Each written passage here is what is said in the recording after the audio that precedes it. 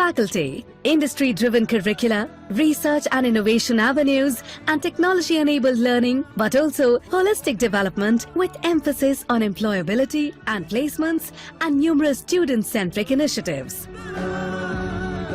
One such initiative is the Study Abroad Program, or SAP, wherein you can pursue part of the semester at Amity campuses in New York, Singapore, London, Australia and Dubai, and prepare to be a global corporate citizen with an exposure to foreign culture, industry and economic dynamics. Amity also offers you a basket of career-focused disciplines in all streams of interest to Class 12 students like you. Let's take a glance.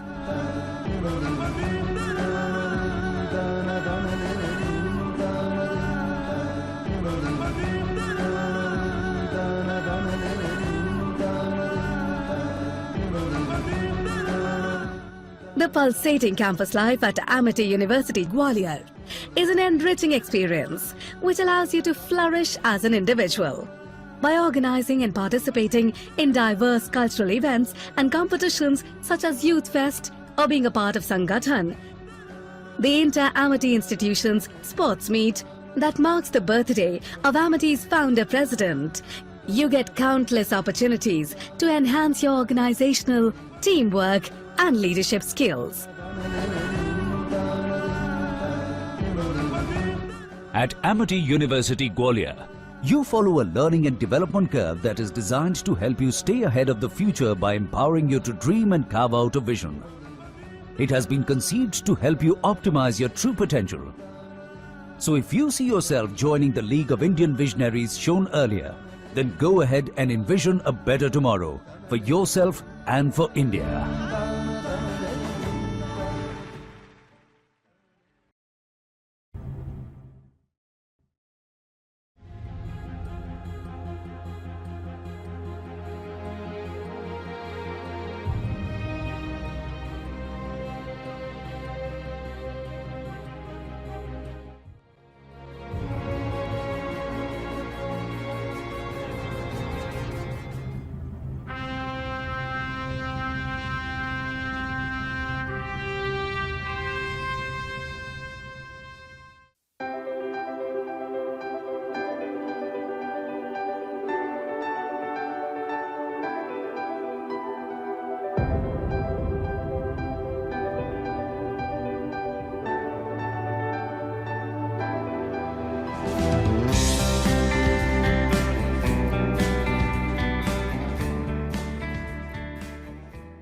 Success is not what you dream, but the reality in which you live.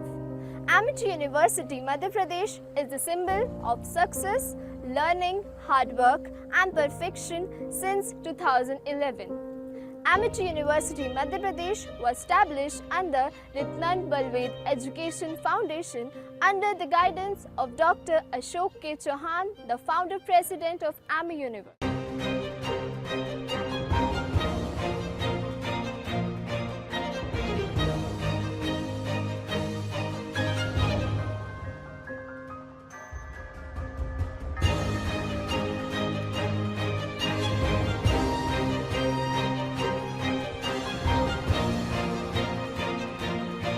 Beginning of Amity University, Madhya Pradesh has been very subtle and calm, but filled with excitement and positive attitude.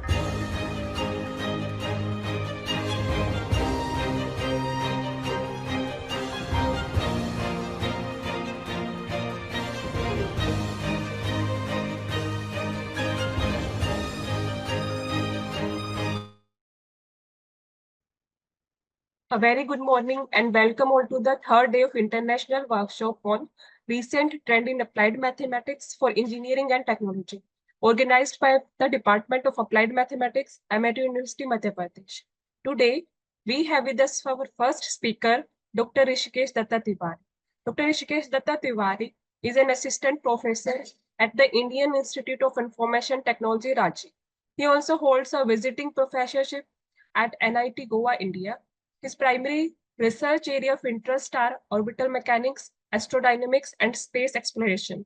He has membership in IMS, ASI, and Indian Science Congress. He has published many research articles in SCI reputed journals. He is a reviewer in several journals like the International Journal of Physics, Astrophysics and Space Science, Journal of Astrophysics and Astronomy, and many more.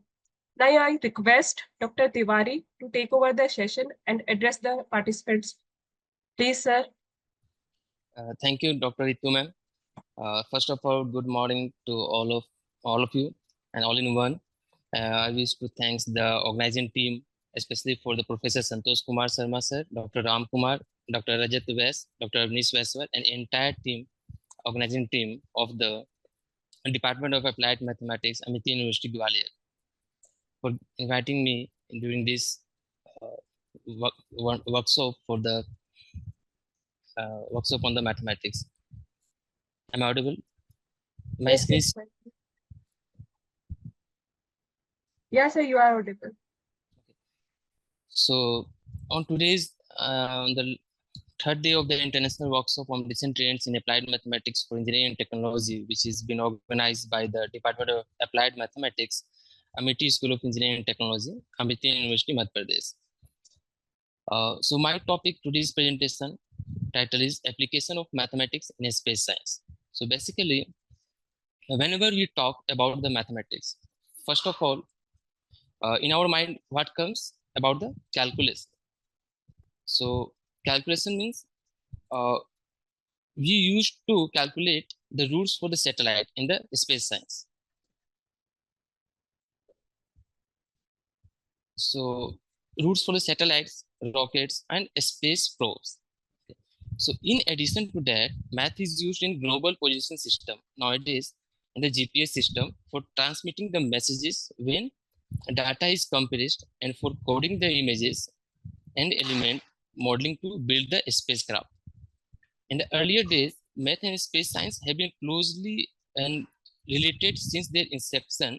One of the founders of the mathematician, Pythagoras of Samos, theorized about the spheres to which each planet is attached, and Claudius Ptolemy in the second century AD developed this geocentric mathematical model of the solar system that was used until Columbus' time. Later on, Copernicus was a mathematician and astronomer who developed the heliocentric model of the solar system. Further, in the 17th century, Johannes Kepler studied the planet's orbit mathematically, while Newton discovered the laws of gravity and described the planet's motion in relation to one another. Newton's equations are still used for calculating the gravitational forces. So whenever we are going to calculate the orbits or satellites or design or model, mathematical model is highly useful in the space problems. Rishikesh, sir, sorry for interrupting you. Yes, sir, sir. your screen is not visible and your camera is also off. So due to the network issue, I may not be able to turn on the camera. Okay, sir, no issue. But sir, your screen is also not visible. Let me share it again. Yes. Okay, let me share it again. Hello. Sorry for the interruption. Due to some technical glitch, I was not able to share the screen. Thank you for the reminding. Now screen is visible to all of you? Yes, sir. Now it's visible. Yeah, okay. So we are talking about the next slide, please. So whenever we will just talk about the mathematics, first in our mind comes about the calculation. So mathematics is used in space science to calculate the routes for the spacecraft, satellites, asteroids, or near Earth asteroids, rockets, and space probes, or any infinitesimal mass moving in our universe or solar system. In addition to that, math is also used in the global position system. Nowadays, we all are using the GPS for transmitting the messages when data is compressed, and for coding the images and element modeling to build the spacecraft. So math and science have been closely related since their inceptions. One of the founder of mathematician, Pythagoras and Samos, theorized about the spheres to which each planet is attached. Claudius Ptolemy in the 2nd century developed a geocentric mathematical model of the solar system that was used until Columbus times. Later on, Copernicus was a mathematician and astronomer who developed the heliocentric model of the solar system. And as in modern example, if we talk about the astronauts who use the math to direct a space shuttle that moves at a speed of 17,500 miles per hour to a space station for a place to meet. So complex mathematical calculations must be performed so that the two objects moving at high speed can meet at one point without causing damage to each other in the full ephemeris model. Since we are talking about the satellite, when any spacecraft is moving near about in our solar system, there are lots of asteroids, meteors, planets, all having all gravitational force are cause some effect on the motion of the satellites. So these all calculation meet at one point without causing damage to each other in their movement. So modern mathematical tools such as error analysis and maximum principle help optimize trajectory of the spacecraft. Next slide. So nowadays also, as our high supercomputer and high computing devices are used for the making our technology more in advanced form. So fundamentally, the importance of mathematics in the field of space science, as we go about the geometry and orbital mechanics. Whenever we talk about the geometry and orbital mechanics, the calculation of orbits, that is about the trajectory. So there is a path of each spacecraft which is moving around our solar system. So the calculation of orbit trajectories and the motion of all the celestial bodies really heavily on advanced mathematical concepts like on the differential geometry, calculus of variations, and classical mechanics. About the astrophysics and the cosmology, so understanding the structure and evolution of the universe requires sophisticated mathematical models described by the general relativity, quantum mechanics, and particle physics. And satellite design and navigation. So designing satellites, spacecraft, and their onboard systems involves extensive mathematical modeling and simulations to optimize the performance and their stability. Data analysis, the massive amount of data collected from the space missions and telescopes necessitates advanced statistical signal processing and data visualization techniques to extract meaningful insights. Numerical simulation. So high performance computing and numerical algorithms are critical for modeling the complex phenomena like star formation, black hole dynamics, and climate and other planets. And cryptography and communication. So secure communication between the spacecraft and ground stations leverage mathematical concepts in cryptography, information theory, and digital signal processing.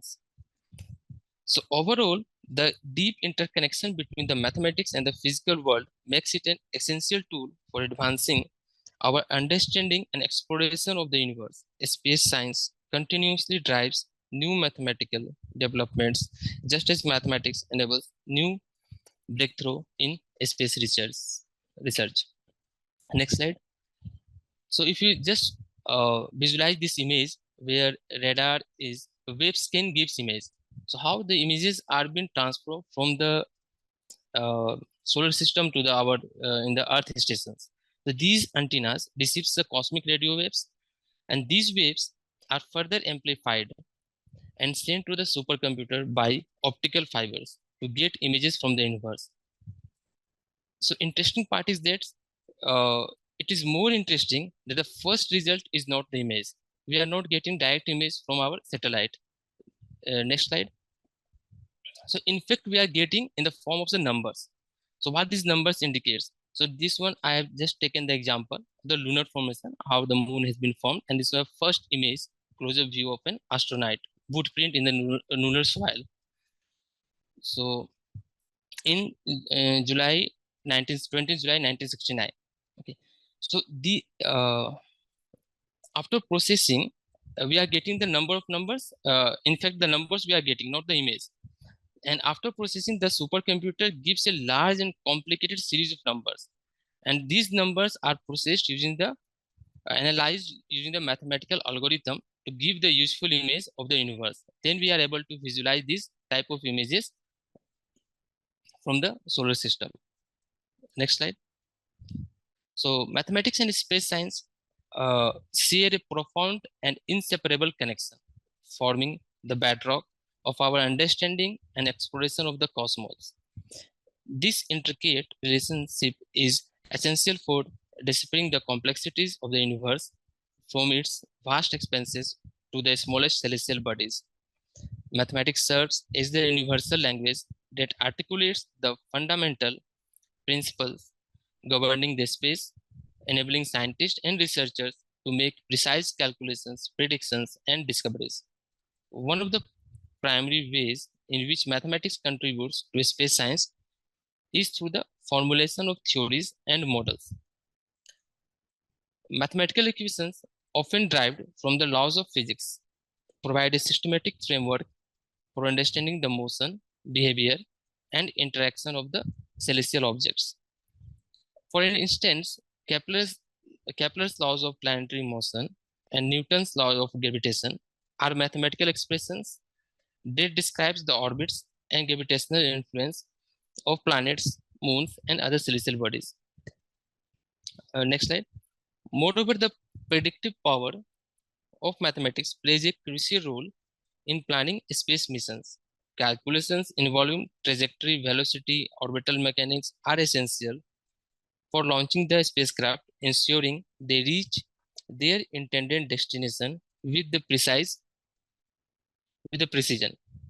Engineers and scientists employ mathematical algorithms to simulate and optimize mission scenarios, taking into account gravitational forces, planetary positions, and other variables that influence spacecraft trajectories.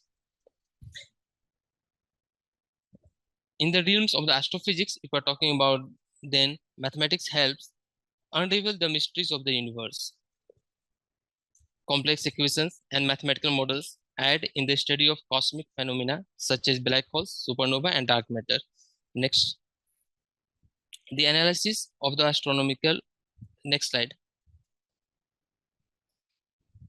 The analysis of the astronomical data, whether collected from the telescopes or the space probes, relies heavily on mathematical techniques for data processing, pattern recognition, and drawing meaningful conclusions about the nature of celestial objects. As far as the science is concerned, space science is all based on the space-time concept, which is very self-based on the mathematical correlations. From orbits to rockets, everything in the space is governed by the mathematical equations and correlations, and they are really indispensable to get any knowledge about the space. So first primary use about the geometry of the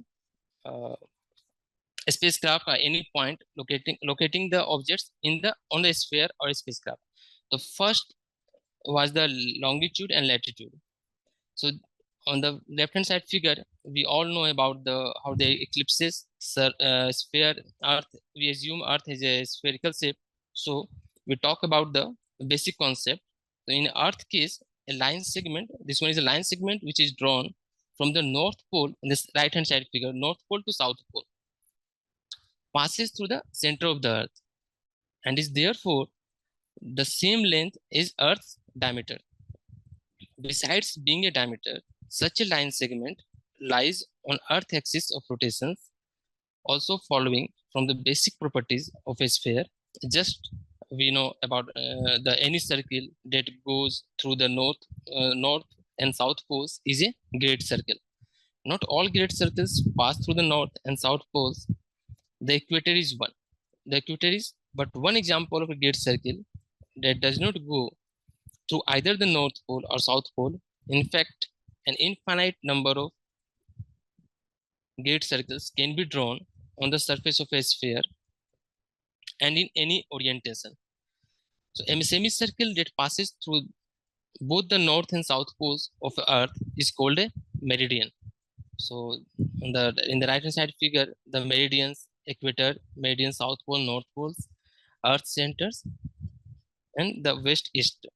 So in this way, the geometry, we define the geometry to view the meridians is to say that they are half of a great circle that passes through both the north and south poles, and the great circles that pass through both poles actually form two meridians, one on the either side of the Earth. So there is semicircle 1 and semicircle 2. So there are two meridians. Now using the equator as a convenient reference, we get the point of reference as the equator, the location at which an object falls on the meridian can be described as the angle between two specific line segments. So one line segment is drawn from the center of the Earth to the point where the equator intersects the meridian on which the object lies. The other line segment is drawn from the Earth center. Next slide. Earth center to the object. So if you just look for the latitude and longitude, okay. So the angle between these two line segments is the object's latitude. On the left hand side, that indicates about the latitude, and the right hand side, the figure indicates about the longitude. So if we are talking about the latitude, that is the object's latitude is the angular distance from the equator measured along a meridian that intersects both the equator and the object. And latitude is thus an object angular distance from the Earth's equator. Notice that an object latitude is independent of the meridian on which it falls. Objects that fall precisely on the equator, regardless of which meridian they are on, are at the 0-degree latitude. Objects located above the equator are in the range of 0 to 90 degree north, while objects below the equator are in the range of 0 to 90 degrees south. The North Pole is at precisely 90 degree north latitude, while the South Pole is at precisely 90 degree south latitude. An object exactly halfway between the North Pole and the equator is at 45 degree north latitude, while an object exactly halfway between the South Pole and the equator is at 45 degree south latitude. But in the figure 4.3, latitude alone is not sufficient to uniquely locate any object on the Earth's surface. This is obvious because two objects can be precisely the same angular distance from the equator, that is at the same latitude, but be on the opposite sides of the Earth. So we have to consider the second reference point, and the measurement is necessary to distinguish between location at the same latitude. This is where the prime meridian comes into the picture. Again, we will start from the equator, imaging, drawing a series of circles around the Earth in such a way that every point on the circle's boundary has the same latitude. On the right hand side of the figure, which represents the longitude, and the object longitude is its angular distance from the prime meridian. So several such circles, which we call latitude circles, and latitude circles are always parallel to the equator. Only one latitude circle, the equator itself is a great circle, and all other latitude circles are smaller in size than that the great circle located at the equator. Now we can use the latitude circle to define two very specific line segments. So first, we are drawing the first line from the object to the center of the latitude circles on which the object lies.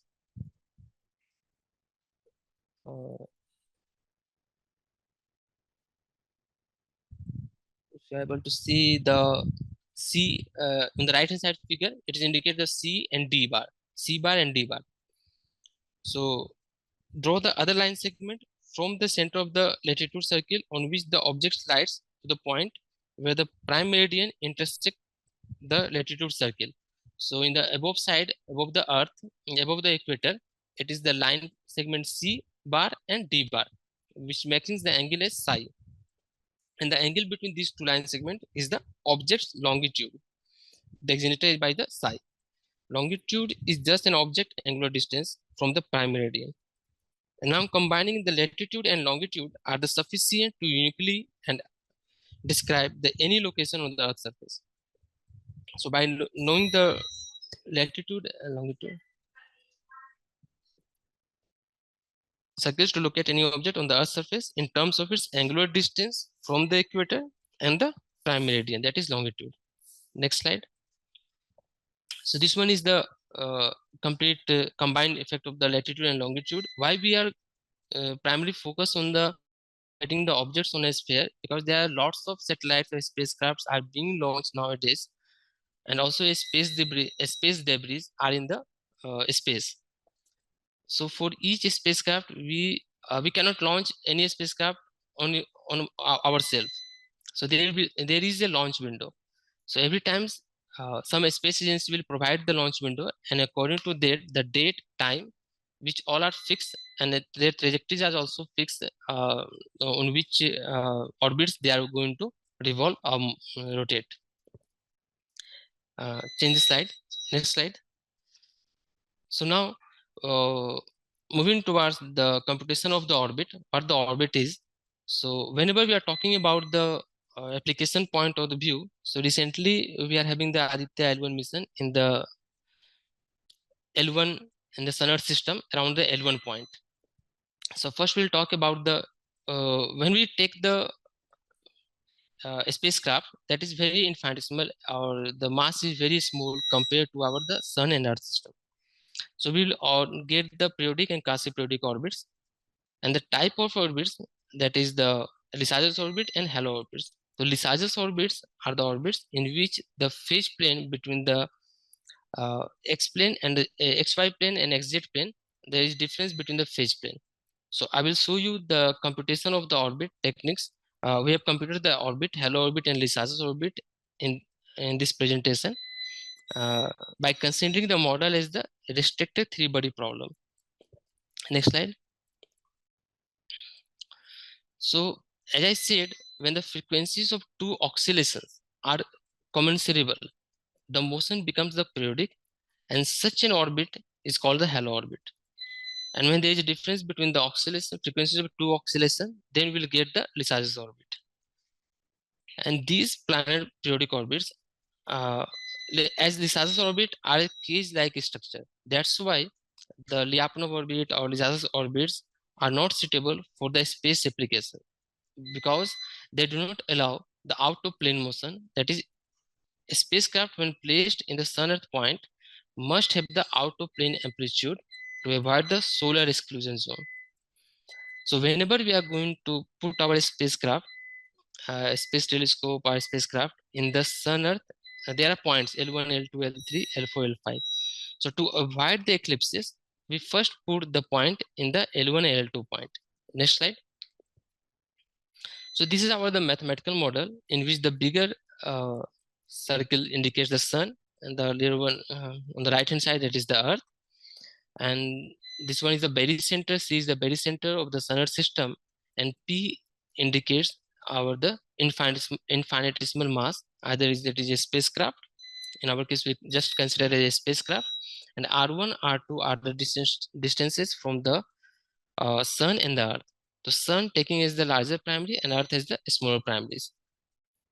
So we assume some constraints over this model that we are not going to calculate.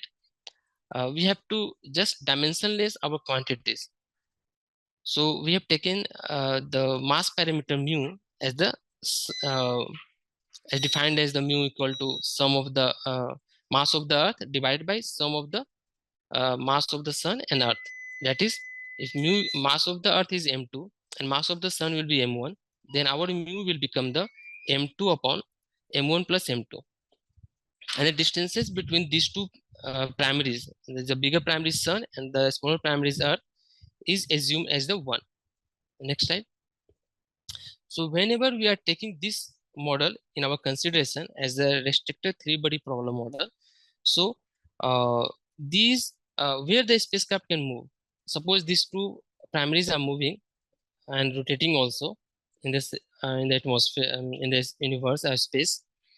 So our spacecraft positions may be in between the sun and earth, that is designated as L1, or the outside of the earth, right hand side of the earth, that is designated as the L2, Lagrangian point L2, and on the left hand side of the sun, that is L3, and above the sun and earth, which forms the equilateral triangle, that will indicates the L4 and L5. So along these L1 to L5, these are the liberation point, we call also as a collinear points or the Lagrangian points. So these are the equilibrium points where a spacecraft may revolve. But the fascinating properties for the collinear liberation point L1, L2, L3 is that these L1, L2, L3 are non-stable, unstable points, unstable collinear points, and L4, L5 are stable collinear points. So whenever we are putting our satellites around the point L1, then we'll form the halo orbit for the continuous observation of the sun flares, okay, which is recently has been launched by the ISRO. So when we are uh, injecting our just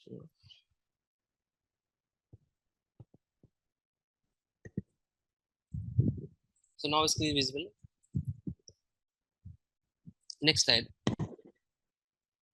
Next. No, just so whenever we are talking about the L1, L2, L3,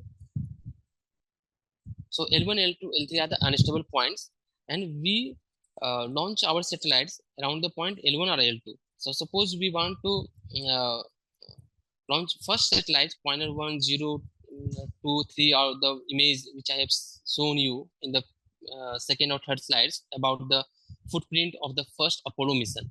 So first Apollo mission was launched and taking the consideration of the Earth or Moon. So it was launched around the taking the primary, larger primaries as the Earth and a smaller primary as the Moon. So it was the lunar missions. And now recently, ISRO has launched the Aditya L1 mission, which is for observing the sun flares or the sun's complete gravitational waves, and that is launched around the L1 point. So as I said, L1 is an unstable point, so we cannot put our satellites at the fixed point on the L1. So we are having some way or path or trajectory, we can say. So that orbit is called as the halo orbit. So we'll just form the orbit around the L1 point, and we can also similarly we can also form the orbit around the L2. In the previous slide, I have said that Lysage's or Lyapunov orbit is not for our uh, constructive purpose, because when we are going to launch the uh, in the Lysage's orbit, so it will forms like a cage-like structure. So we cannot have a continuous view or continuous study of the sun once we are launching our satellites in the Lysage's orbit. So that is a quasi-periodic orbit. So whenever we want to continuous view of the sun, we have to form the periodic orbit. Next slide. So considering all the effect of the gravitational wave, centripetal force, our equations, governing equation of motions is written in the form of 1, 2, and 3. That is x double dot minus 2n y dot equal del u by del x, and y double dot plus 2n x dot equal del u by del y, where u is the pseudo potential and u is given by n square by 2 x square plus y square 1 minus mu into q by r1 plus mu by r2 plus a2 mu by 2 r2 q, where in the model I have shown about the mu is the mass parameter, r1 r2 distance, r1 and r2 are the distances from the larger primaries and the smaller primaries respectively, and n is the mean motion and a2 is the oblateness. So uh, earth is not a circular shape, so that is a oblate spheroid. So we'll find out the value of the a2 by some easy calculation of the equatorial radius and the polar radius. Next slide.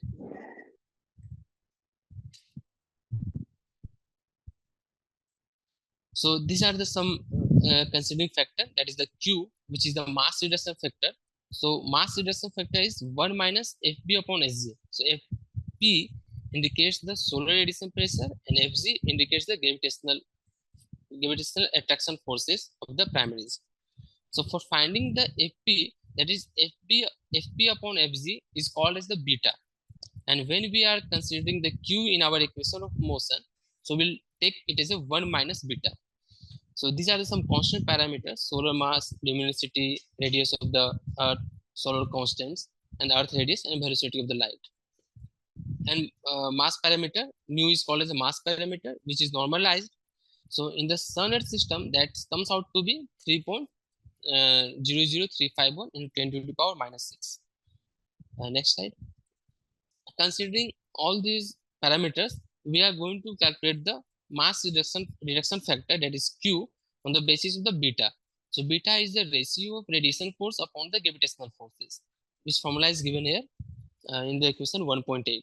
So by calculating the value of beta, when beta is equal to 0, then Q will become Q equal to 1 minus beta. It means become Q equal to 1. That will become the classical case. It means in our atmosphere there is not any radiation pressure. Radiation pressure is negligible, means not present.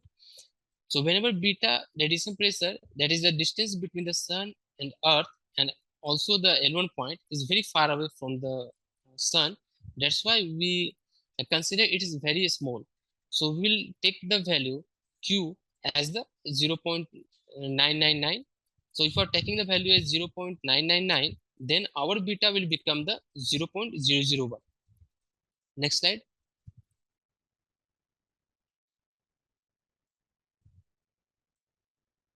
And about the coefficient A2, that is the oblateness coefficient. How much our Earth is oblate spheroid? That is again taken from the geopotential coefficient, that is J2, where we can obtain the value of the J2 from the moment of inertia of the Earth about any axis, that is the equatorial plane, and about the moment of inertia about its axis of rotation, that is IR. So IE is given by 1 upon 5 ms into RP square, and by calculating the IS and IR, we can get the value of the oblateness coefficient A2, which is the RE square minus RP square, where RE is the equatorial radius and RP is the polar radius. And once we are able to calculate the oblateness coefficient, we can find the mean motion resonance, that is the N. So these are the coefficient which is being used in our governing equation of motion from equation 1 to 3. Next slide. So once we have got the governing equation of motion for the spacecraft in the restricted three-body problem, now our aim is to find the orbit around the Lagrangian point L1 and L2. So we have to translate our origin at the point L1. In the initial stage, our origin was at the very center, that is near about the sun. It is also far away, but it is the very center will be transferred from that point to the L1 point or L2 point. So with this transformation, capital X, the new coordinate system, capital X will be written as x plus mu plus minus gamma minus 1. And that gamma is the distance from the collinear point L1 to the smaller primary. And if we are going to compute the orbit around the L2, then we have to consider the transformation as the capital X equal to x plus mu minus gamma minus 1. So when we are going to transform our coordinates using the relation 3.1, then all the governing equation from equation 1.2 to 1.3 can be changed in this form 3.2 to 3.4. Next slide. And omega will be changes in this fashion 3.5, and R1 R2 accordingly it will change to the x gamma plus 1 minus 1 and plus. So minus and plus will indicate the L1 and L2. So when we are going to find out the orbits around the L1 point, we'll consider x gamma plus 1 minus gamma whole square. And if you are going to consider find out the orbit around the L2, then we'll consider x gamma plus 1 plus gamma whole square. And after that, we are going to expand the non-linear term, because R1 and R2 and R2 cube, we have this will create the nonlinear terms. So these nonlinear terms will be expanded using the Legendre polynomials, taking only the linear terms. And next slides, using the Legendre polynomials is, so once we have some algebraic manipulations and equation of motion changes in this form. Next slide.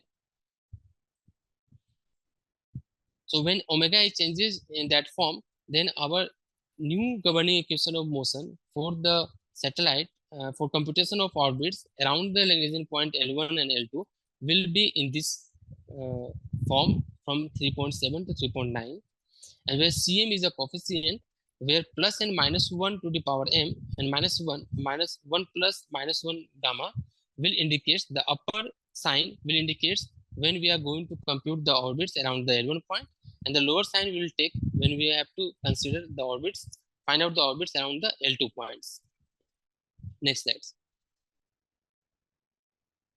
In these computations, we will use these terms by reducing the equation of motion, and we'll get the xt, yt, and zt in the a11 e to the power alpha t plus a22 e to the power minus alpha t. So for getting the periodic solution, since e to the power alpha t, e to the power minus alpha t, this will degenerate our orbit. So we'll just neglect, we will put our assumption as a11 and a22 is equal to 0. Next slide.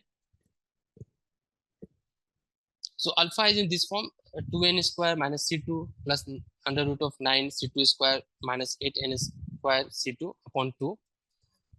So these all a1, 1, a2, 2, a3, 3, a4, these all are the arbitrary constant. So put our, so to get our desired orbit, so that it cannot degenerate or they not exponentially grow, the orbits cannot be exponentially grow away from our desired locations. So we'll put the constraint that a11 or a22 is equal to 0. Next slide. So we'll put in, taken the a11 or a22 equal to 0 with the as a33 equal to minus x cos phi, a4 x sin psi.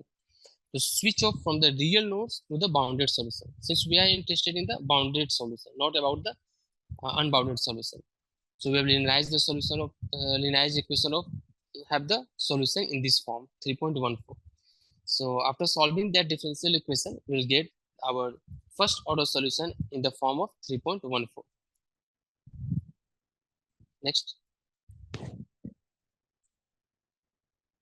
So this one is the first approximation. So we'll go up to the third approximation, fourth approximation, fifth approximation. So whenever we are considering from first to second, third, or fourth approximation, we will get the initial guess of the halo orbit or the Lissajous orbit, and that initial guess is again numerically integrated to get the solution trajectory of the spacecraft. Next one, using the Lindsay Poincare method, or that is also called as a perturbation method. So we assume our solution of xt, yt, zt in the form of epsilon x1 tau plus epsilon square x2 tau and so and so. So if we are interested up to only third order solution, so we'll stop here up to h3, and if we are going to expand, then there is a tedious algebraic manipulation. So generally people will generally we are doing consider about the third or fourth approximation, took out the initial guess and do some differential correction, use some differential correction method, numerically integrate this equation of motions to get the trajectory. Next one. Next. So these are the Lissajous orbit, what we are calling that's Lissajous orbit around the L1. Here, if you see about the first, second, third, and fourth rotation in the different colors, black, blue, red, and green, around the L1 point and L2 point. The solution which you are getting, we are just going to numerically integrate using the using the differential correction method, and we are getting the trajectory in this form. When we are, this one is the first rotation, second rotation, third rotation, and fourth rotation. Next slide. So when time will goes, it will form like a cage-like structure. So the demerits for the Lysage's orbit that the spacecraft has not have been continuous view of the from the sun, because it will form like cage-like structure. So each time the places are going to change. So these are the Lysage's orbits we have computed for the L1 and L2 point in the classical case for up to 6,000 days approximately. In the next case, but our next slide. Our motto is to compute the halo orbit for the continuous monitoring. Okay, next slide.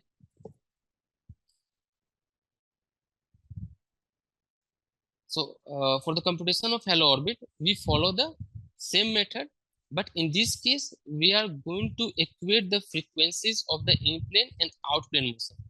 And that frequency correction can be done by using these equations as capital delta equal to lambda square minus c2, which is very quite small to obtain the halo orbits. If I just doing the frequency correction, then we'll get the periodic orbit as the halo orbit. Next slide. So this one is the halo orbit in which the satellite is continuously moving in a periodic orbit. So here I have also shown the comparison between the third order and fourth order. So the initial gaze obtained after the fourth order approximation are more precise initial condition than the third order initial gaze. So comparison of halo orbits around the revolution point L1 with the red colors, which shows for the third order approximation, and fourth blue colors trajectory halo orbit showing the initial gaze collected from the fourth order approximations. There is slight difference between the initial gaze of the third order and fourth order. So if you are going to the higher order, then the difference between these trajectories will be higher. So to remove the singularities or any correction maneuvers, we will use the differential correction or numerical techniques for precising our to refresh our to regenerate the initial condition or get the desired halo orbits. Next slide. So when we compute the halo orbit around the L1 point, in the classical case, what we are observing, the time period taken to complete the one complete revolution is 177.71 days. And when we are considering the radiation pressure effect on these halo orbits as q equal to 0.999, our time period will get increases. Either due to the radiation effect, maybe the velocity of the spacecraft may decrease, or the orbits is also orbit size is also going to be expanded. Okay. So black colors orbits showing the classical case, blue color is for the 0.999, and as the radiation pressure, we are increasing the radiation factor, the trajectory of the halo orbit or the halo orbit is expanding. Okay, next slide. So time period is also increasing around the L1 point, but whereas if you are going to the L2 point, that is on the left hand side of the smaller primaries, that is our Earth, then we are getting the reverse effect of the time period. So in the classical case, it was 180.048 days approximately, but when radiation pressure is taken into consideration, then our time period is decreasing. As for the 0.998, our time period for taking the one complete rotation of the revolution of the satellite around the L2 point is 176.981 days. And here the orbit size is shrinking. So these are the two orbits, halo orbit and the Lysage's orbit. So for the continuous view of the observation of the suns or any celestial bodies, we prefer to launch our spacecraft into the periodic orbit. That is recently we have done it. Next slide. So these are the references. These are 3 papers from which I have computed the halo orbit, and this presentation was made considering these 3 papers. These are references. So thank you all of you. If you have any question, then you may just. Hello? Yes.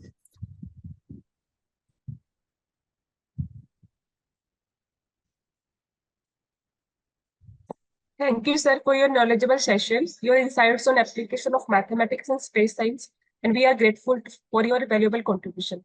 And thank you, audience, for your attention. If you have any query, please ask to our speaker, Dr. Tiwari.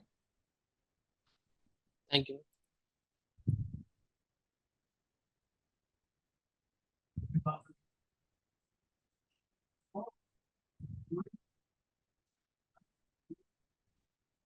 Any queries from participant side?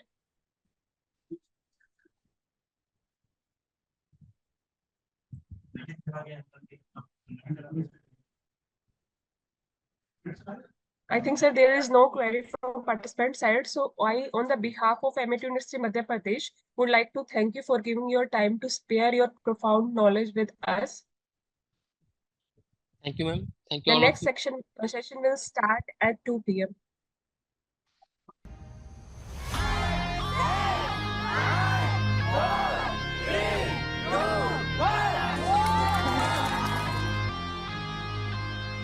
MET university में आने का मुझे पहले भी मौका मिला है कई बार हमारे जनरल सबका बड़ा सही है एक इस क्षेत्र में शिक्षा के क्षेत्र में ये सबसे अच्छा संस्थान के रूप में मैं एमईटी को जानता हूँ और जिस एमईटी के सारे दुनिया में कोई जो रेपुटेशन है उस रेपुटेशन पर जब हमारा कॉलेज के संस्था में खड़ा उतरा है जब सबकी प्रतिष्ठा की बात है हमारे सबको बहुत बहुत धन्यवाद।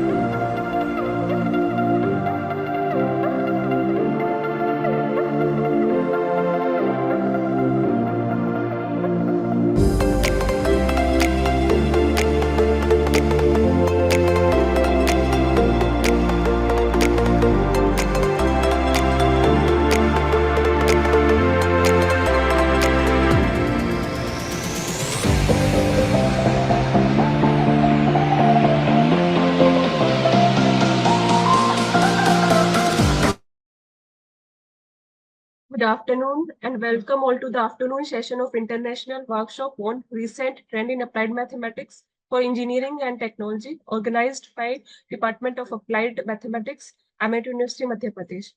We are fortunate to have with us Dr. Ankur Shukla. Before his address, it's my pleasure to introduce him. Dr. Ankur Shukla is a research scientist in the Department of Risk and Security at the Institute of Engineering Technology, Halden, Norway. He has completed his PhD from ISM Dhanbad and MSc from Motilal Nehru National Institute of Technology, Allahabad. He has participated and organized several conferences and workshops.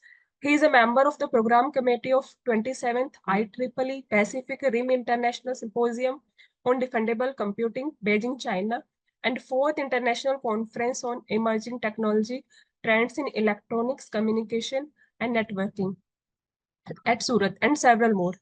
He has membership in national and international professional bodies. He is a reviewer in various reputed journals, IEEE, Soft Computing, IASC Transactions, Journal of Applied Statistics, and many more. He has published more than 20 papers on his credit. Additionally, he has given over 50 talks at various events and symposiums. Now I request Dr. Shukla to take over the session and address the participants. Please, sir. Yeah, thank you. Can you hear me? Yes, sir. Yes, yes. Thank you so much for nice introduction and inviting me for this workshop. So it's my pleasure to give a lecture to this workshop. Now I'm going to share my screen. Can you see it? Yes, yes, yes. It's visible. Okay. Yes. So hi everyone. My name is Ankur Shukla. Let me know if you cannot hear me. Is it clear? So you are perfectly audible. Okay, thank you. So today I'm going to talk about the cloud security assurance. I'm going to discuss a framework for measuring the security for the cloud security. Today I'm going to discuss about the cloud computing. What is cloud computing? Then I will give a short introduction about the security assurance framework that we have developed, and one case study we have implemented in Norway regarding to the cloud security assurance. So this is all about me, or you have already introduced quite in good way about me. So I'm going to skip this part. So I'm going to talk about the institute where I'm working. So I'm working at the Institute for Energy Technology, where we have more than 720 employees from 35 different countries. We are working on more than 200 international projects. So we are working in different domains like industry and environment. We are also working on material technology, oil and gas, nuclear technology. We are working on the renewable energy, climate and environment, and digitalization. So our main focus area is nuclear technology. So we have two nuclear reactor, that is the research nuclear reactor. And one is in Halden, where I'm working, and one is in Scheller. So our research reactors have led to the better nuclear safety in our neighborhood countries and around the world, and we're also key in leading research on energy and material in Norway.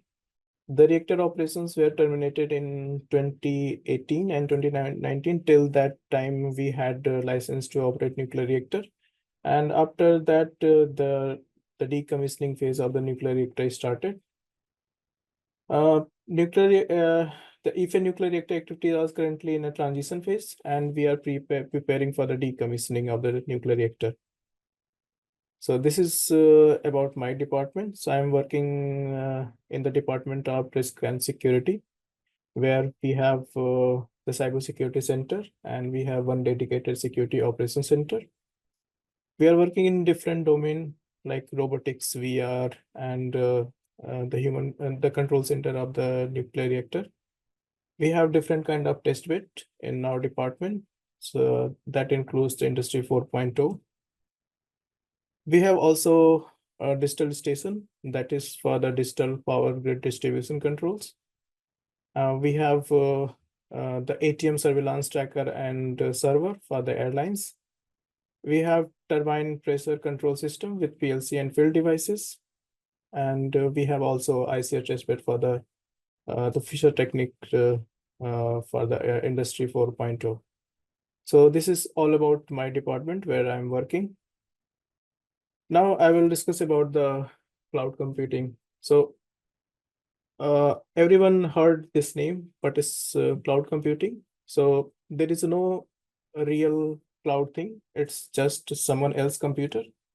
But it's true that cloud computing involves other computer, but it's not simply someone other's computer in different location. So the cloud are more specifically, you can say cloud computing. it refers to the process of accessing resources, softwares, and databases over the internet. Uh, so, so what makes cloud much more powerful than just someone else's computer?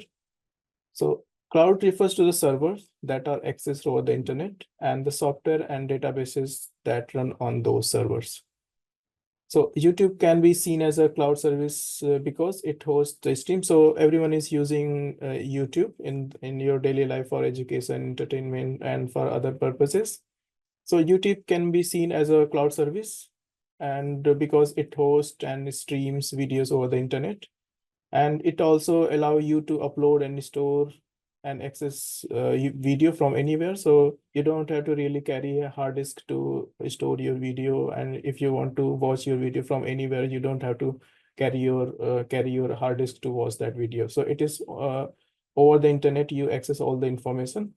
So where all the information is hosted, it's the server, and that's why it is called as a cloud computing. So the YouTube is a perfect example that we use in our daily life as a cloud computing. So there is a different kind of service models in the cloud. One is the software as a service. So software as a service, it provides your software application over the internet. So you are using your Gmail, you are using the Google workspace. You're using also the Microsoft 365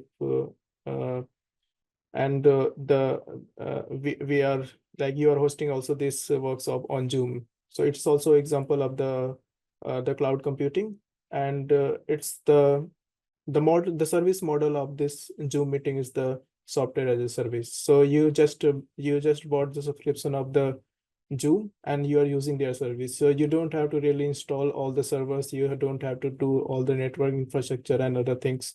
So you are just so Zoom is providing all the services, and you are just buying subscription, and you are sending the meetings, and everyone is attending the meetings. So that's the services you are getting as a software from the Zoom. So this is an example of the software as a service.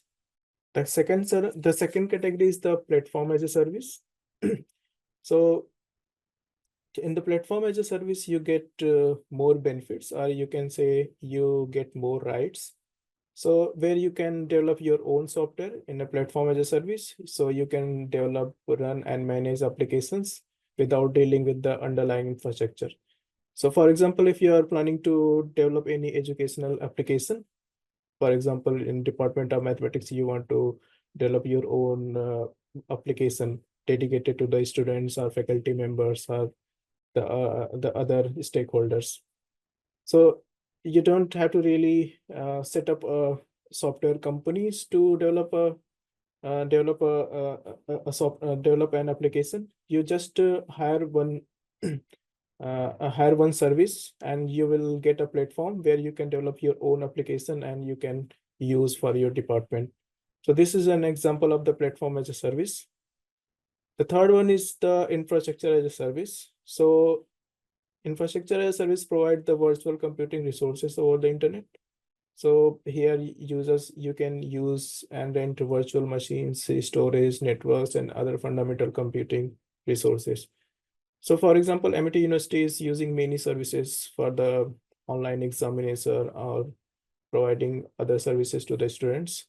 So first thing what you can do, you can buy all the storage, you can hire network services, or you can buy the fundamental computing resources, or you can buy the operating system. And the second thing is you can also rent these virtual machines, for example, the operating system, networks, and the other fundamental computing resources from Amazon Web Services or Microsoft Azure. So they also provide this infrastructure as a service, and they cost you some money. So this is the third service model of the cloud computing, where you can rent these type of services from the service providers. Like the big service providers are Amazon, Microsoft, and Google. So there is a different kind of deployment model in the cloud computing. So one is the public cloud, private cloud, hybrid cloud, and the community cloud. So with the name, it's quite clear that what does it mean by private cloud. So private cloud is dedicated to the single organization. So it offering more control over the environment, and it can be hosted on the premises by the third-party providers.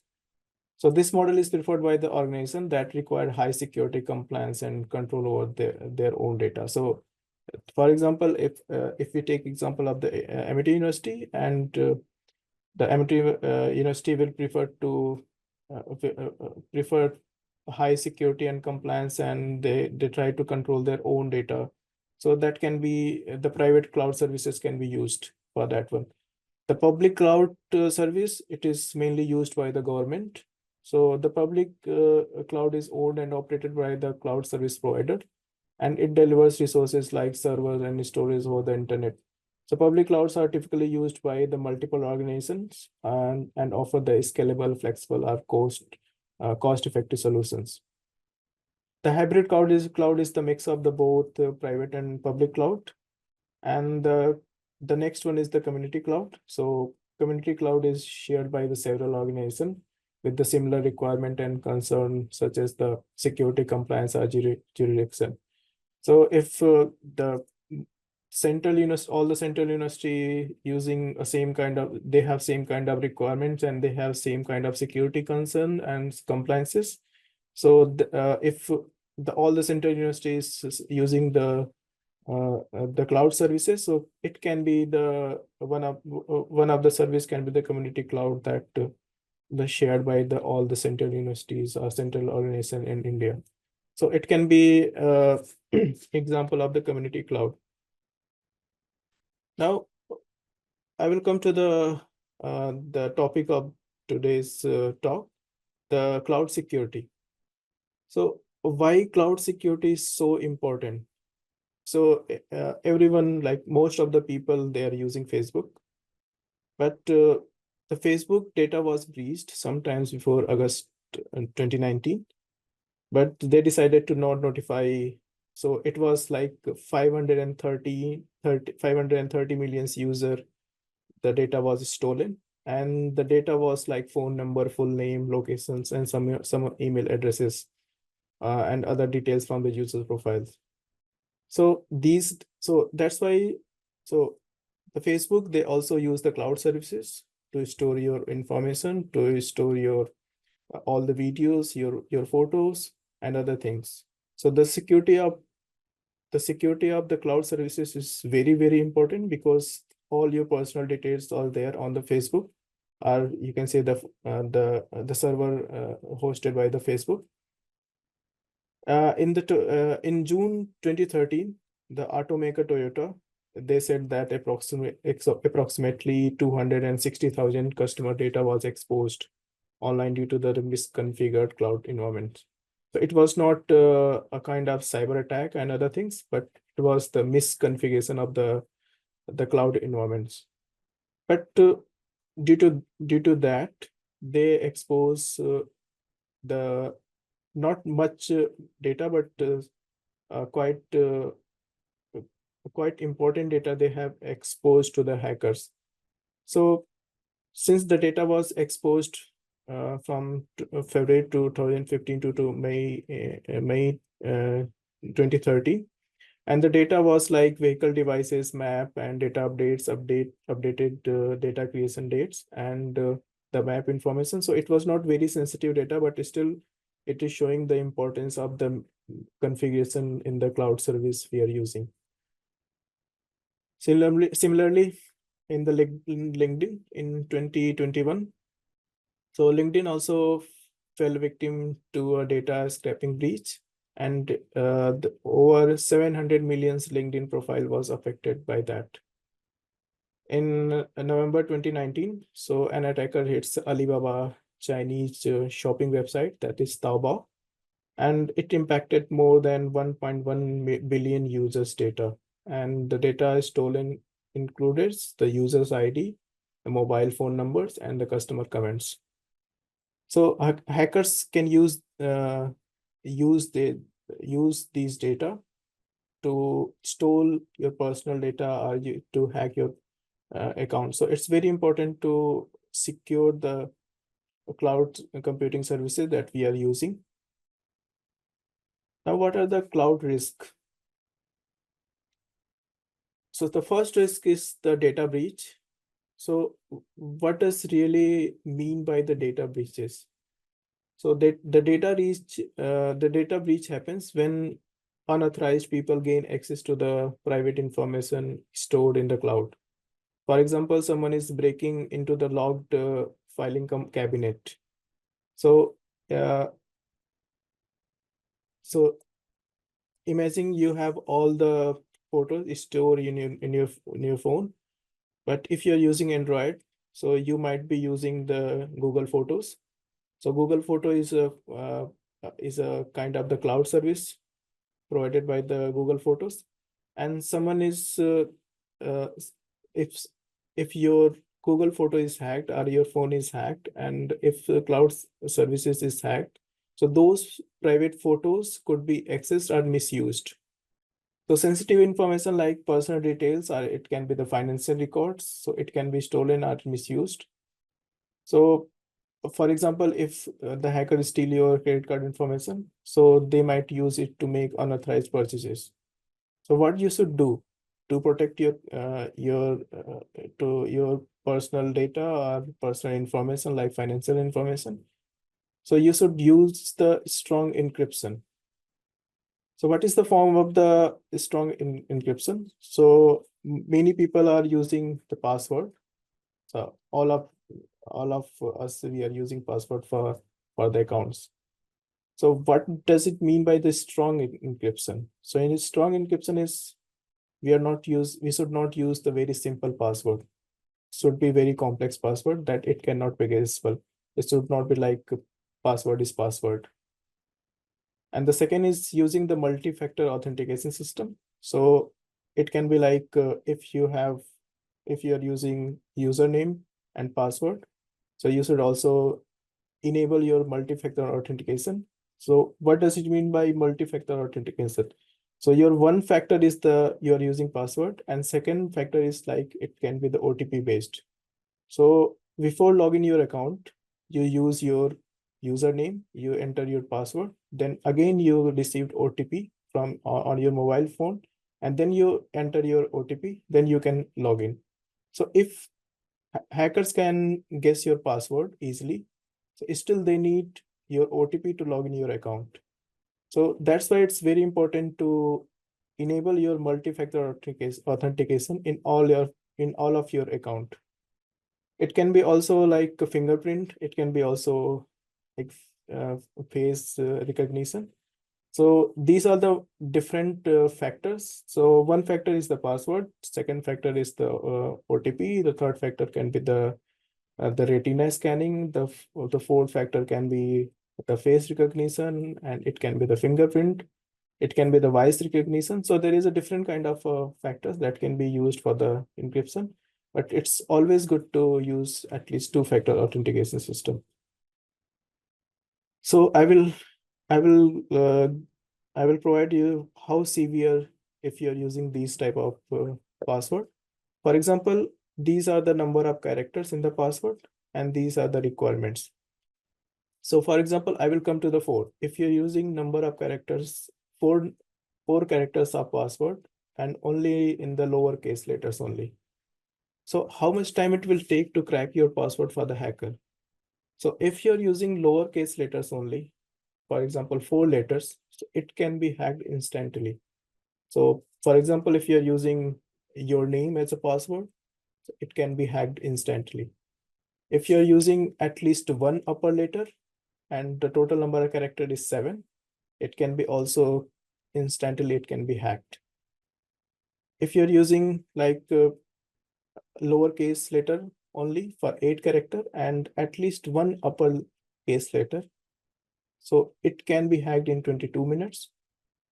If you are using like at least one uppercase letter and number, and the total number of character is 8, so it can be hacked in 1 hour. So it's not the exact time it is given, but it is showing the severity of the password like it can be hacked. So it's always good to use very strong password. You should not use very common things like your name, your family name, your date of birth, your university's name, the things are doing.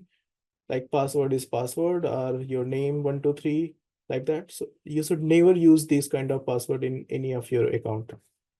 And always remember to use at least two-factor authentication if you cannot enable like 2 or 3. So I think most of the accounts you get these features to enable multi-factor authentications.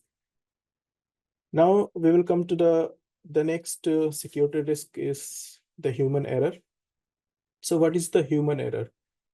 So a human error involves the mistakes made by users, like accidentally sending sensitive information to the wrong person. So for example, you are working in your department and you are accidentally sending a mail containing the sensitive information of your department to the external organization. So it can also risk a data breach. So you are sending confidential information to your competitor institutes or your competitor department, for example. So it's also one of the security risk if you see the cloud. So how we can prevent these things? You should be very aware what are you going to send. And at the organization level, the organization should also implement proper training for their employees. The next is the insufficient access management. So what is the access management? So access management is the controlling who can see your data. It's like in the night you close your door of your house outside, that you can like nobody can enter. If someone wants to enter, they have to ring the bell outside your house. Then you see that who is the person, and then you decide the person can enter or not.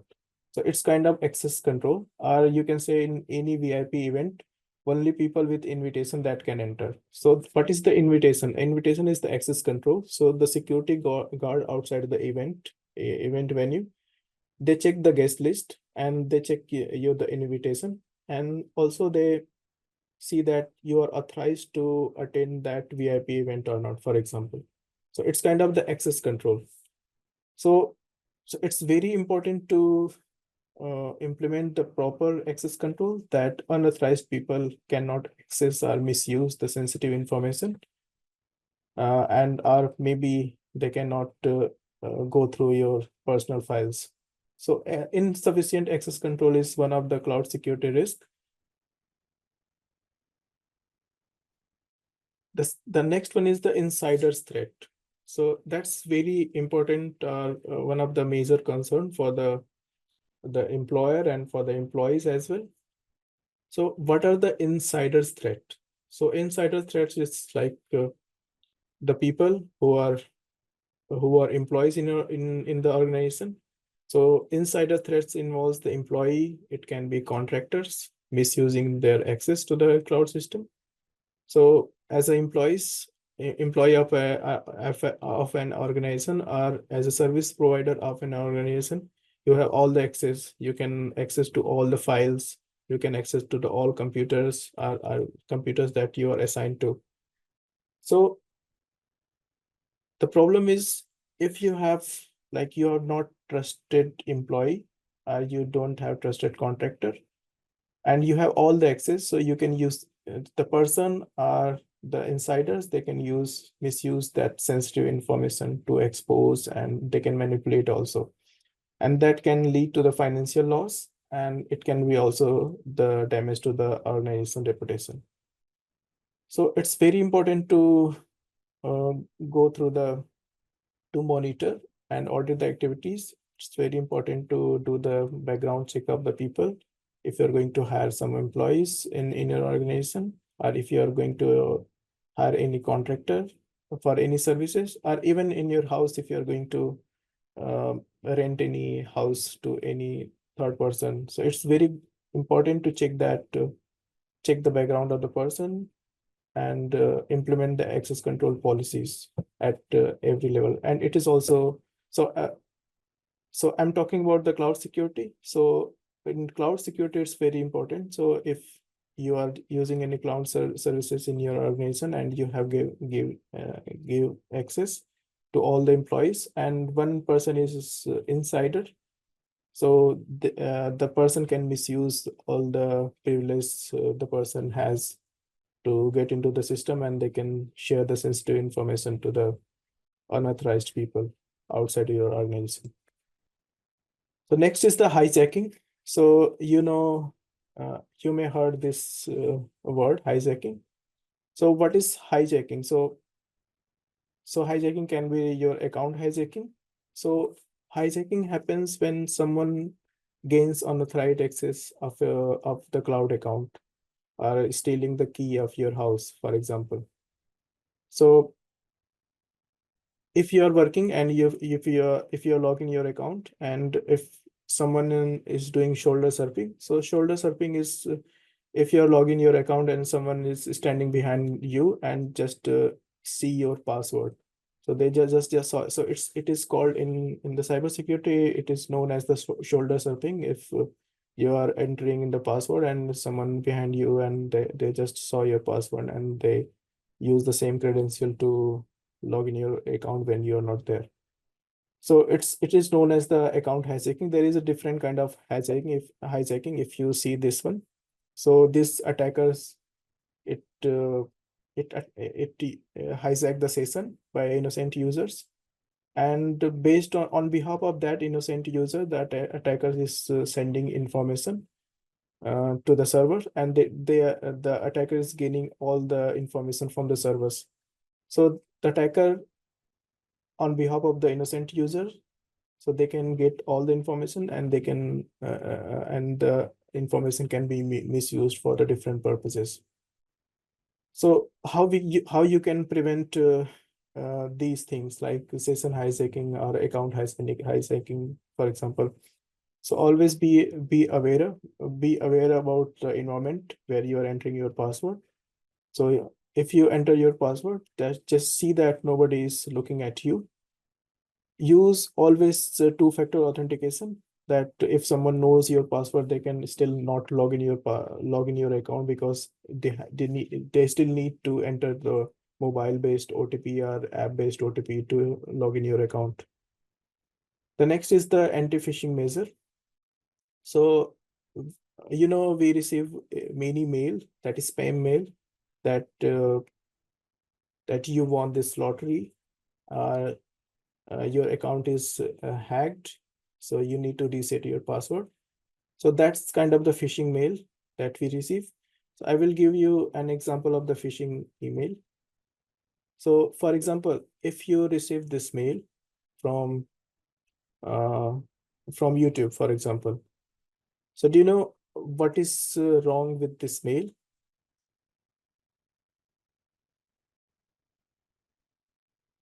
Anyone? Any single points? So I will summarize this. So you received a mail, seems to be from YouTube, and they said, we received a complaint that there are many spam videos on your YouTube channels, but you don't have to worry. We will review your channels by our YouTube team and let you know by email. We recommend that you do not upload new videos in this process. And they are asking, fill the following information and reply to this mail. Otherwise, if your channel is not reviewed by our YouTube team, your channel will be closed. They're also saying that if your channel has two-step phone verification or other security verification, please turn off two-step phone verification before returning us by mail. Otherwise, our YouTube team cannot log into your YouTube channel and they cannot review it. And what they are asking information, they're asking the channel URL, the channel content topics, the copyright, and your channel password. So what do you think is how you will identify, or how you say that what's wrong in this mail? Anyone? How you will identify that? Is it from YouTube or it is from some person? And what can be the security concern? Anyone from the audience?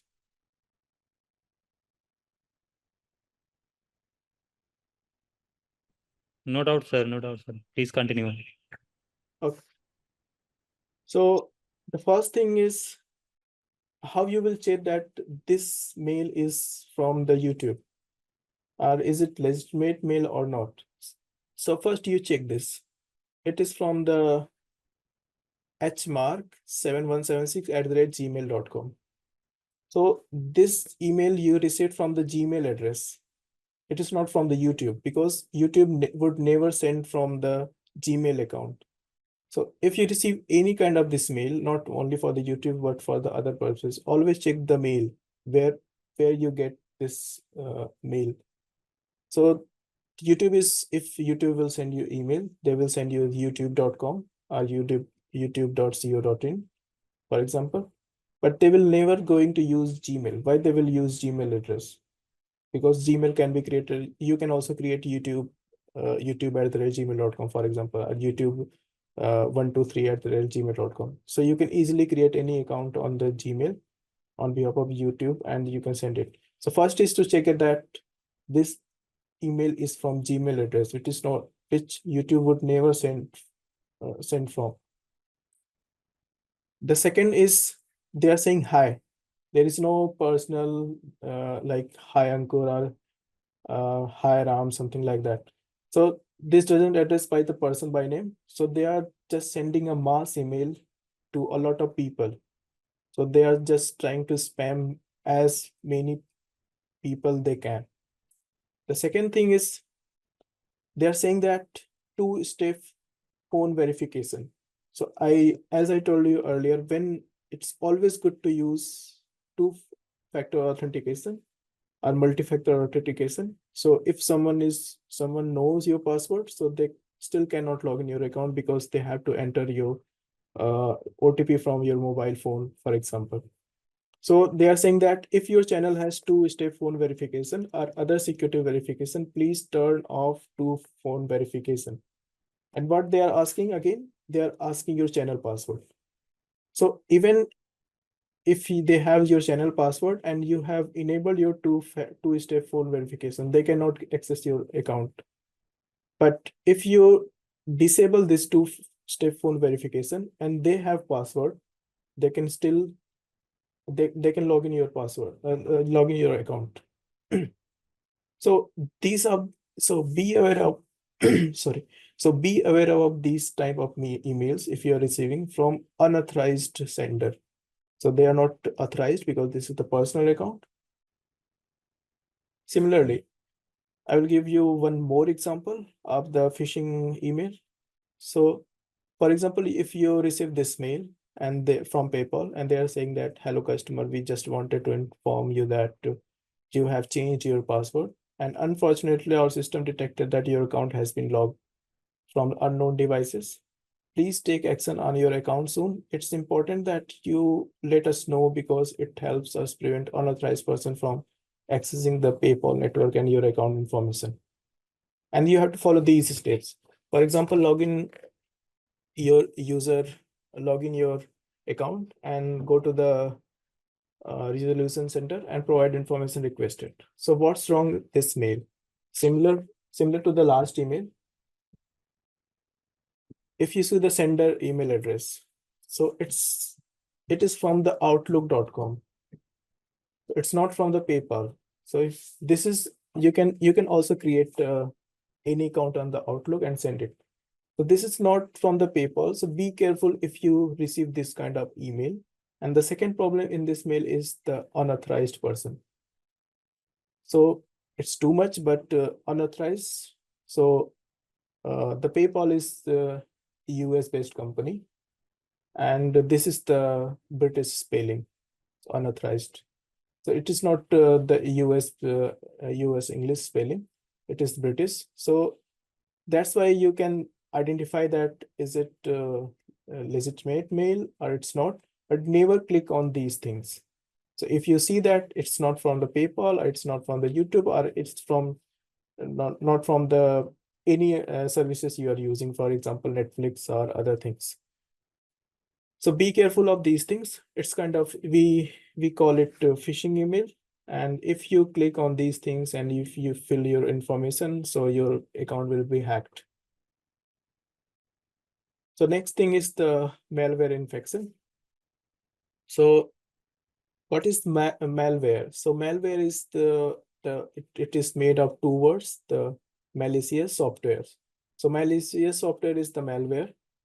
So malware is the malicious software which is designed to harm or exploit system, similar to the someone planting a bug in your house, for example, to spy or cause to damage. So you use different website and you see many advertisement in different website and they ask you to download it. So what is that? That is the malware. So malware can, if you download malware in your phone or your system, so using the malware, the attackers can gain access to your computer or your phone, and they can do the malicious activities. So be careful what are you downloading, it is trusted or not, whether it is trusted software you're downloading or it is trusted website you're visiting. So be careful of these things when you're doing it, even it's cloud computing or it's general purpose software you're using or general purpose website you're doing. So accidentally downloading a malicious app that could give hackers to access your personal photos or documents stored in the cloud. So how you can prevent these things? One more thing, like when you access some websites, you may know these things that it give you warning the site ahead contains malware. So be careful of these things. If these things are showing, don't proceed with the website. And also, if you're downloading any app and the website the Google Play is preventing you to download that the application, so be careful of using any application outside, like the third-party application. If you're using, it can be the malware and your system can be hacked. The next one is the DOS attack. So what is DOS attack? So in the DOS attack, so in the DOS attacks, what attackers do, they send when you want to access any information for your website, so you send a request to the website, and website, for example, Google, you are using Google and you are searching something about the Amity University, for example. So Amity collect all, the Google collect all the information that is publicly available and it provides to you. So if it's one user request, but if the Google is receiving many requests, so Google has capability to handle many requests. But if you have developed a search website, small, and you have a very small server, and many people are visiting your website and sending a lot of requests, so your website will be crashed because your server is not capable to handle those requests.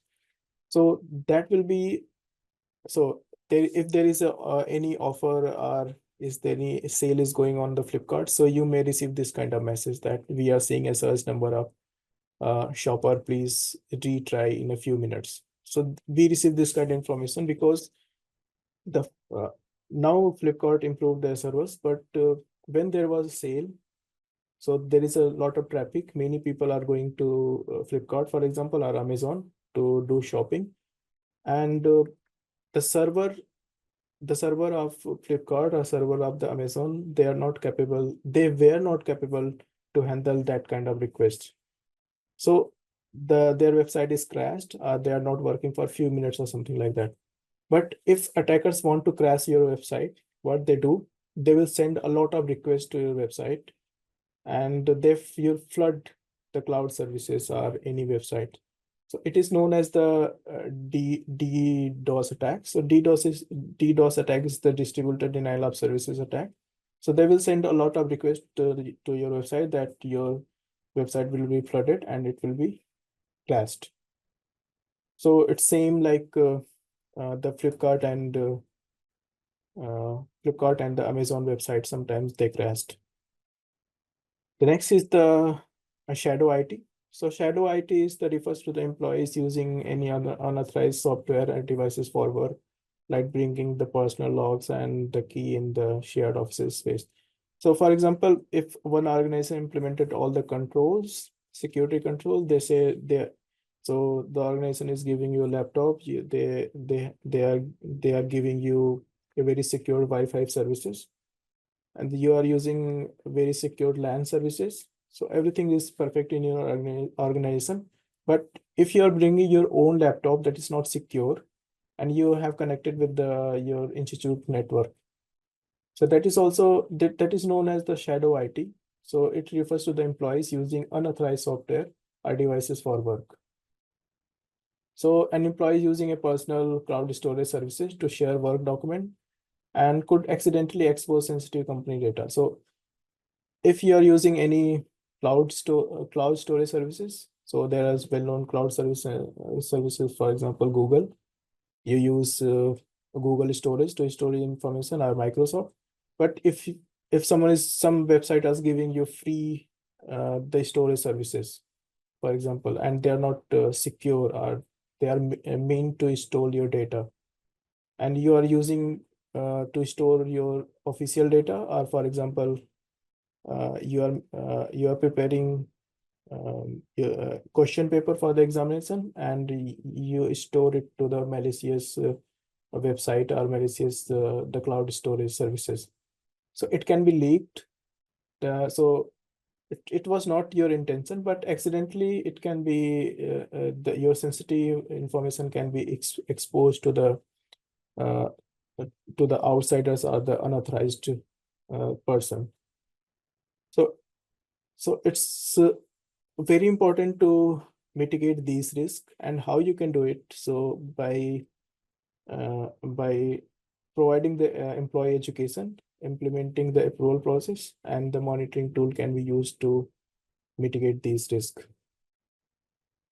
So the cloud service protection tips is, so if you are using cloud services, so always use the cloud services that encrypts. Always read the user agreements. So when we install any services, or when we log in any services, so there is also we need to read user agreement. But we really don't read this, because that's too long. But it is meant to be too long that it's not readable. But if you are using like third-party services, that is, you don't think that it is trusted, so always good to read the user agreements. Always enable two-factor authentication in all of your account. Don't share any personal information, and don't store sensitive data. So if it is unauthorized thing, so for example, if you are writing your password on your desk, or any copy on your desk, so it's not very good idea to store your sensitive information that is publicly accessible area. Now I will come to the security assurance. So how we can protect information that is stored in the cloud, or processed by the cloud, or managed by the cloud. So we will come to the cloud security assurance. So what is the security assurance?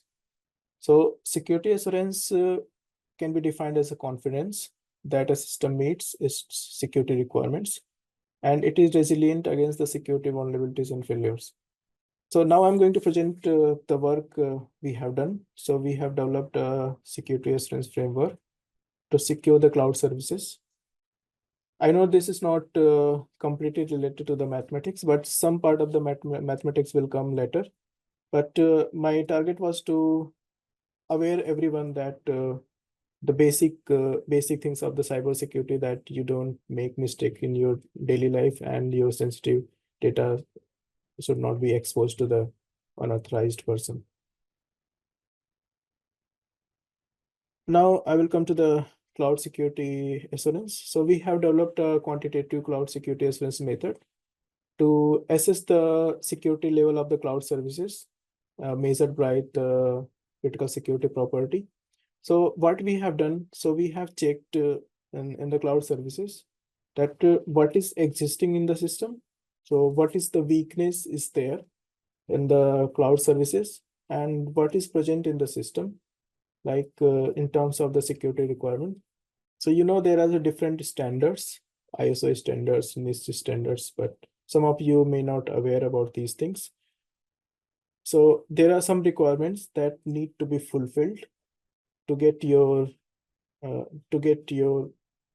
system or services certified. For example, there are extensive requirements from the ISO that provide that you need to, if you are using any cloud services, or if you're using some information security management system, so these requirements would be fulfilled if you're using these things. So in the cloud security assurance, we check the security requirements, what is present in the system, and we check weaknesses, what is existing in the system. So first we have developed, so this is the framework we have developed for the cloud security assurance. So first one is the assurance profile. So assurance profile, we elicit all the security requirements and compliance with the setup conditions. We also collected a kind of potential vulnerabilities and threat for the particular cloud services and their condition of existence. And we also use the architecture of the system. Now, the next process is the assurance scheme. So assurance scheme is mainly it is dedicated to the particular system. So assurance profile is, for example, it is for the in general cloud services, but assurance scheme is for the specific cloud services if one organization is using a particular kind of cloud services. So it's the subset of the assurance profile. And here also we do the same thing. We elicit the requirements from the different standards and best practices. And we also identify what are the current threats or vulnerabilities exist for the cloud services. So it's kind of, we prepare a checklist and we check it whether the cloud services is fulfilling or not. Next is the assurance target. So assurance target is when we prepare the scheme. So we implement it to the assurance target. So in this case, the assurance target is the cloud computing. And based on the, so next process is the verification and evaluation. So I said we prepare the checklist. Checklist include the security requirements and vulnerabilities. And then we verify each requirements that these requirements your cloud computing service is fulfilling or not. So based on the checklist, we evaluate the assurance level, and then based on the fulfilling of the security requirements and vulnerabilities, we evaluate the assurance level, and then we provide recommendation that how secure your cloud service is. So we also do interviews. So interviews involved with the cloud service operator, the cloud service provider. It can be your IT team. And we also do the penetration testing to uncover the potential vulnerabilities. And then based on so in the requirement matrix, we check that whether requirement is fulfilled or not. But in the vulnerabilities identified, we use the CVSS score. So CVSS score is the common vulnerabilities system scoring system. So it includes that if any vulnerabilities or weakness in your cloud is identified, it provides you how severe it is. So it's high severe, low severe, or medium severe.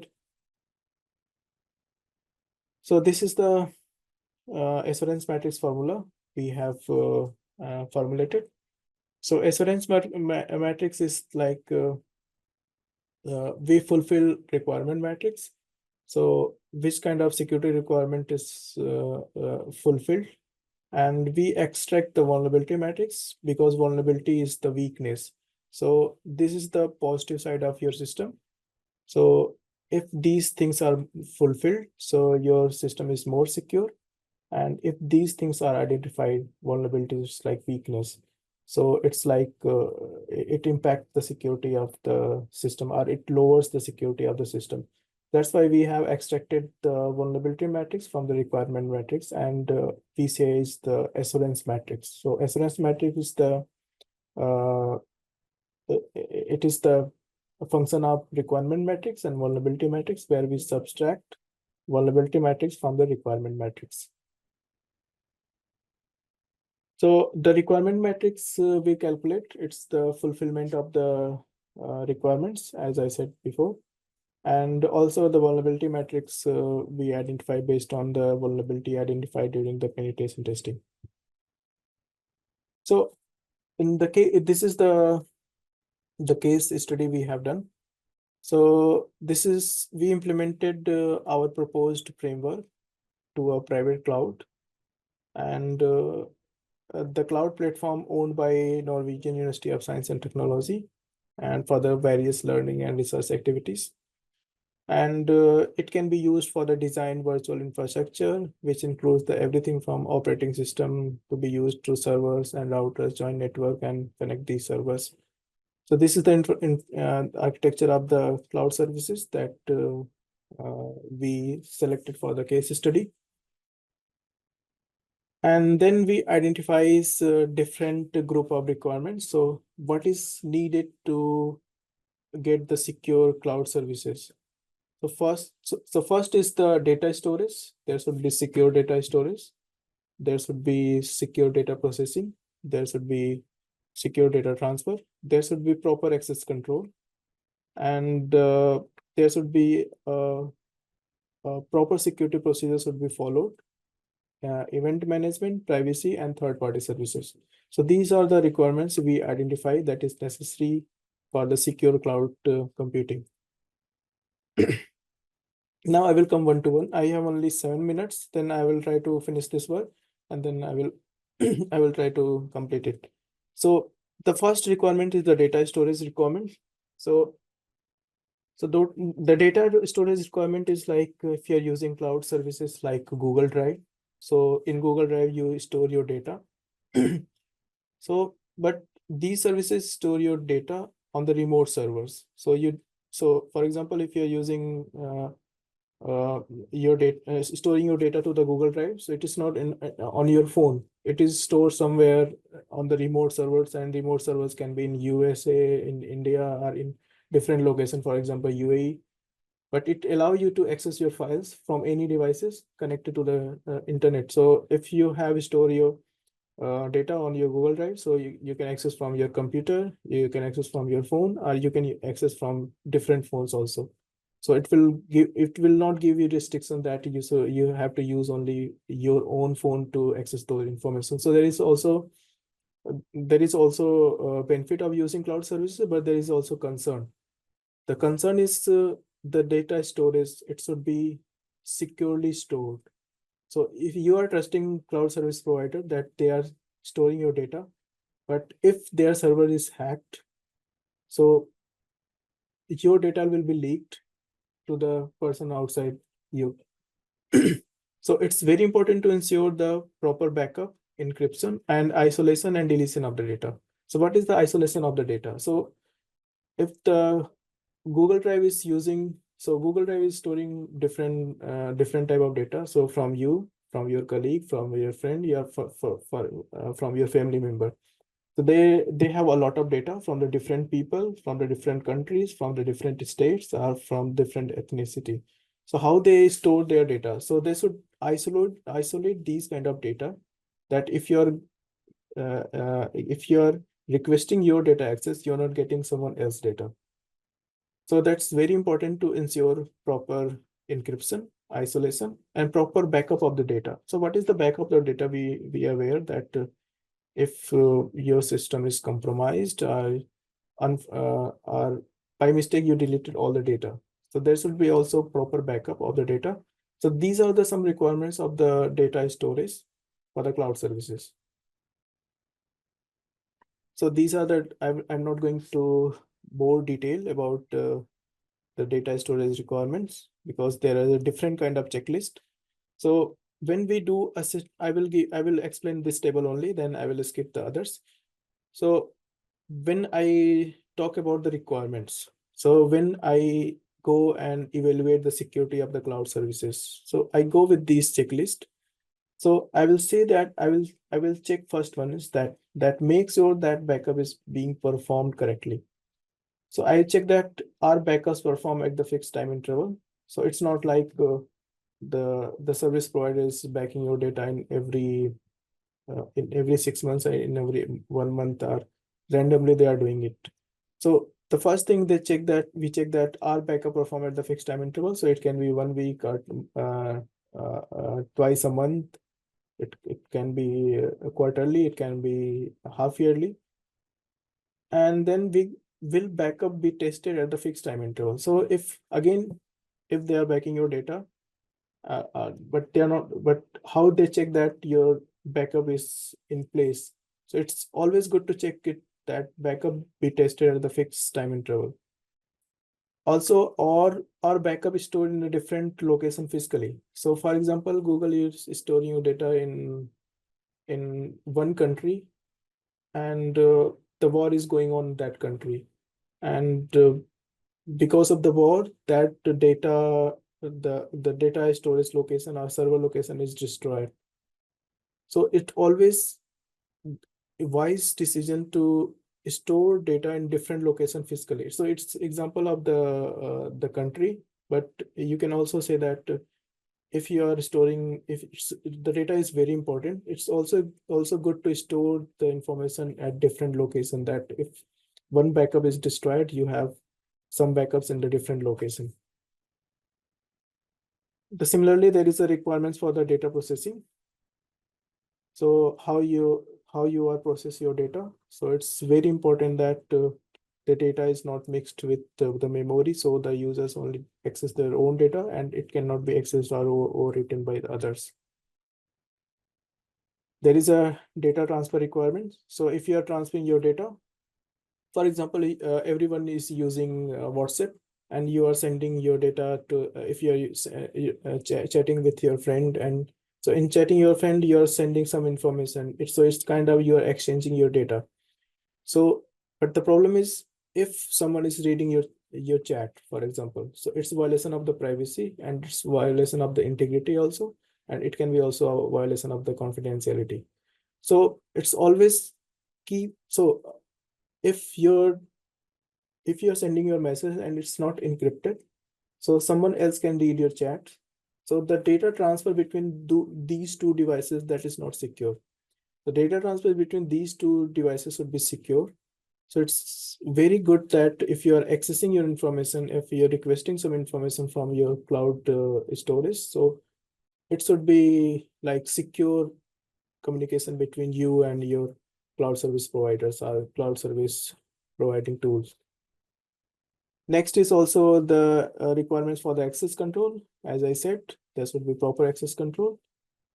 And then requirement for the security procedure. So if there is any accidents or something like that, so there should be also like proactive part of the security. So you should be also one step ahead of the attackers. So what you should do, you should scan your vulnerabilities, you should audit your security requirements, or update the security breaches and documentation periodically. So always you need to be proactive if you want to protect your data or protect your services. The next one is the requirement for the event management. So event management is all about the if something is happened, so or your system is compromised, so what you should do. So you should be always prepared for that. The privacy requirements again. So how cloud handles your user privacy. So you trust your cloud service provider, but that data is not private. So anyone can, or some people can still read your messages or access your data, for example. Similarly for the third-party services. So if you're hiring some services from outside, so how you can trust it? So there should be some measures that if you're hiring some services. So for example, if you have made in your house or any cook your house, so this is the third-party services you are getting from the outside. So do you trust your cook? Do you trust your maid?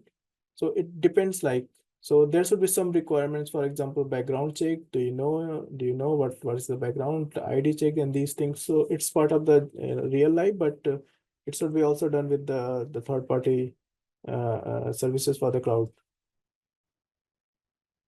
Then vulnerabilities. So in vulnerabilities, we do testing, and based on the testing, we calculate the score. And then based on the score identified, so we can say that if you see here, so we have calculated 58.5. This is the requirement matrix, and vulnerability matrix, we calculated 52.3. And then we subtracted and we normalized in between 0 to 10.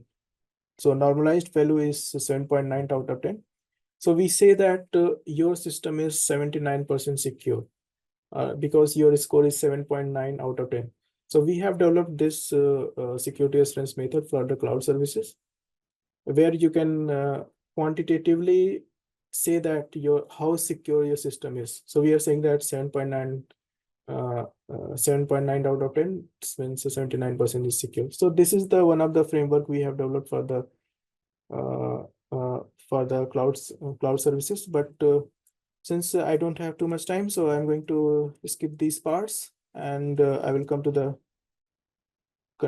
conclusion and future work.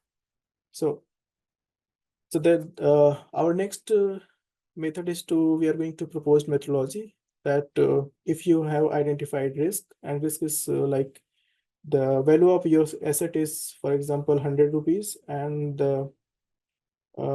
if you have risk, and to mitigate risk, you have to spend 200 rupees. So your asset value is, your phone price is only 100 rupees, but you have to spend 200 rupees to mitigate any cybersecurity concerns. So it's not wise decision to invest 200 rupees to protect your 100 rupees phone, for example. So we are going to develop this methodology, waste cost benefit analysis. We are also going to consider component dependency, and also we are going to optimize the whole approach and how we can develop the self-adaptive and self-protective system for securing security and reliability of the IoT devices. This is all my work. Thank you so much for your attention. If you have any question, you can ask to me. You can also send an email to me if you want to work on this topic, and if you have any question related to in general cybersecurity or cloud security or any kind of cybersecurity for the critical infrastructure. Thank you so much. Thank you so much, sir, for your lecture on measuring security, a framework for cloud security assurance. Brought new insights for the participants and really motivated them. Now the session is open for question and answer. So if you have any queries, so kindly ask to our speaker, Dr. Shukla.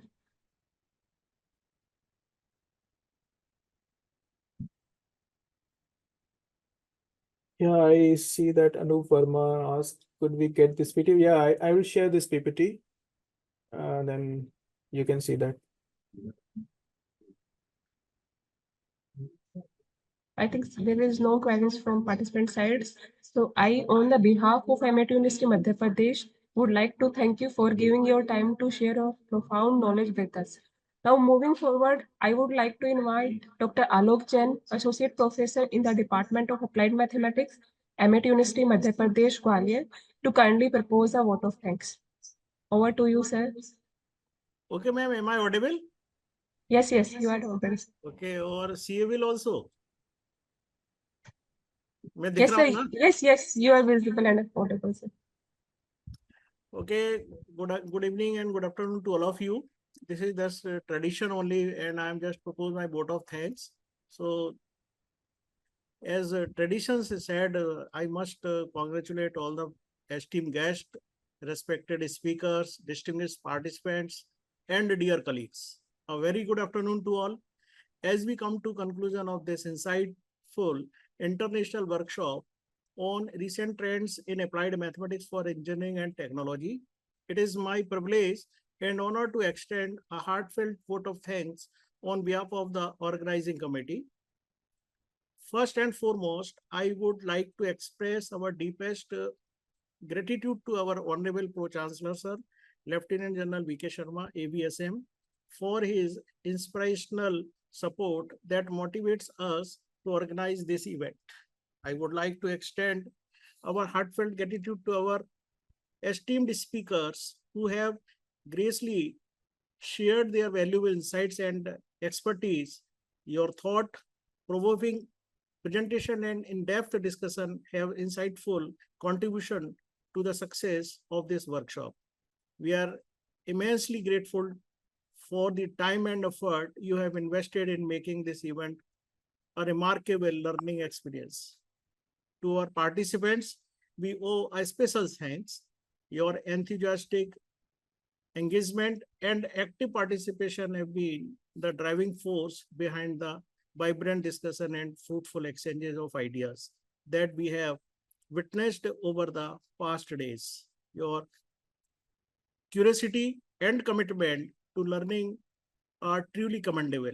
A heartfelt thank is to our head of department, Professor Dr. Santosh Kumar Sharma, sir, whose generous support and guidance have been instrumental in making this workshop possible.